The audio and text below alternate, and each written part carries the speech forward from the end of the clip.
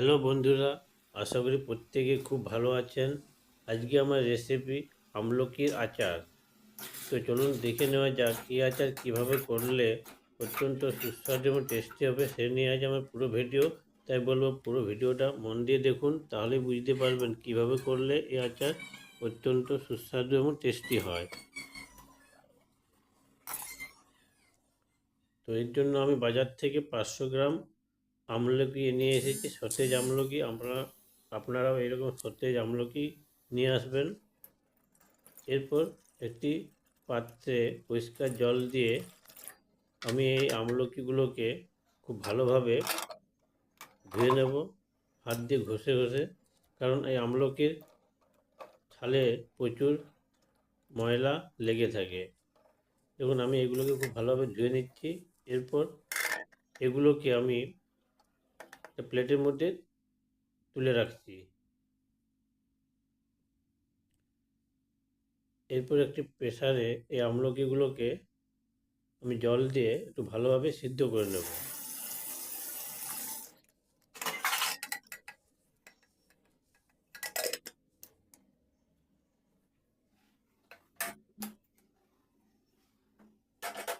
এগুলোকে আমি সিদ্ধ করে নিচ্ছি।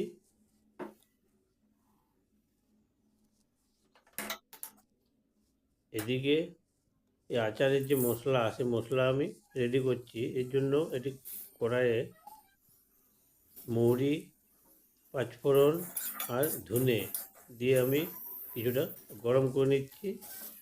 আমার গরম করা রেডি। এরপর আমি এগুলোকে প্লেটে তুলে রাখছি। এরপর শিলনোড়া দিয়ে আমি এই মশলাগুলোকে খুব ভালোভাবে পিষে নেব। আচার কতটা টেস্টি হবে তা পুরোটি নির্ভর করবে এই মশলার উপর। তাই আপনি যত ভালোভাবে মশলা রেডি করতে পারবেন, আপনার এই আচার তত সুস্বাদু এবং টেস্টি হবে। তো আমি এখানে মশলাগুলোকে খুব ভালোভাবে পিষে নিচ্ছি।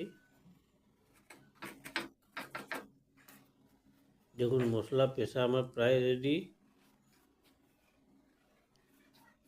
পুরো মশলা আমি পিষে নিয়েছি খুব ভালোভাবে।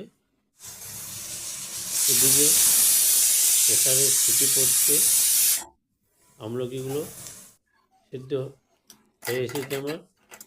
তো চলুন খুলে দেখে নিই। হ্যাঁ, আমলকি আমার সিদ্ধ।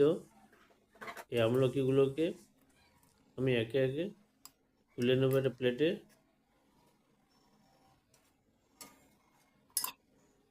দেখুন আমলকিগুলো সিদ্ধ হয়ে গেছে এবং কিছু কিছু আমলকি ফেটে এসেছে, মানে ভিতরে বীজ কিন্তু আমি দেখতে পাচ্ছি এখানে। এরপর কিছুটা ঠান্ডা হয়ে গেলে আমলকিগুলোর থেকে বীজগুলোকে আমি ছাড়িয়ে নেব। আপনারাও এভাবে আমলকিগুলোকে সিদ্ধ করবেন এবং প্রতিটি আমলকির যে বীজ, সেই বীজগুলোকে ফেলে দেবেন।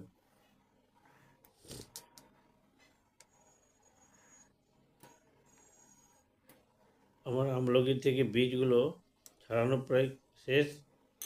দেখুন প্রত্যেকটা আমলকি থেকে বীজগুলো আমি ছাড়িয়ে ফেলেছি। এরপর কড়াইয়ে তেল দিয়ে তাতে পাঁচফোড়ন দিয়ে দিচ্ছি, আর দিচ্ছি আমি এখানে শুকনো লঙ্কা। এরপর ওই বীজগুলো বেছে রাখা যে আমলকি, সেগুলোকে আমি কড়াইয়ে দিয়ে সামান্য ভেজে নিচ্ছি। কিছুটা ভাজা হয়ে গেলে আমি এর সাথে যোগ করব হলুদ গুঁড়ো, স্বাদ মতো লবণ। হলুদ এবং লবণ দিয়ে ভালোভাবে এটাকে আমি ভেজে নিচ্ছি।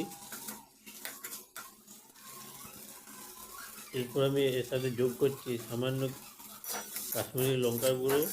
এতে আচারের রং খুব ভালো হবে। এরপর আমি যোগ করছি আখের গুড়। আপনারা চাইলে এখানে ডেলা গুঁড়ো ইউজ করতে পারেন। আমি আখের গুড় দিয়ে ভালোভাবে এটাকে মেখে নিচ্ছি। তো দেখুন আচার প্রায় আমার রেডি। এরপর ভেজে রাখা যে মশলা, সেই মশলাটা আমি এর মধ্যে যোগ করছি। মশলাটা দিয়ে আরও কিছুক্ষণ আমি এটাকে মাখচাক করে নিচ্ছি, এটা ভেজে নিচ্ছি, এটাকে ফুটিয়ে নিচ্ছি।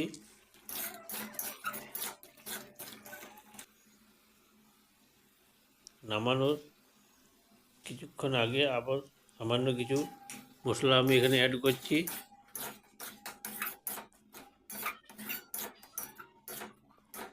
আমার আচারের রং কিন্তু খুব সুন্দর এসেছে।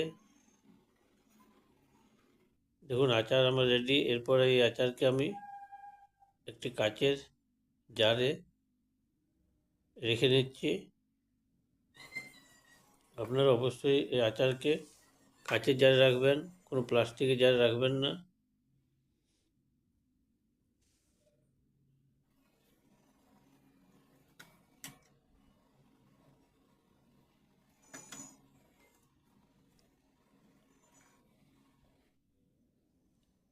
এরপর আমি আচার জার থেকে সামান্য একটু আচার নিয়ে খেয়ে দেখব যে এই আচার কতটা সুস্বাদু এবং টেস্টি হয়েছে।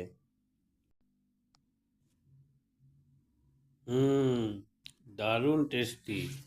তো আপনারাও এইভাবে বাড়িতে তৈরি করে দেখুন, খুব সুন্দর এবং টেস্টি হবে।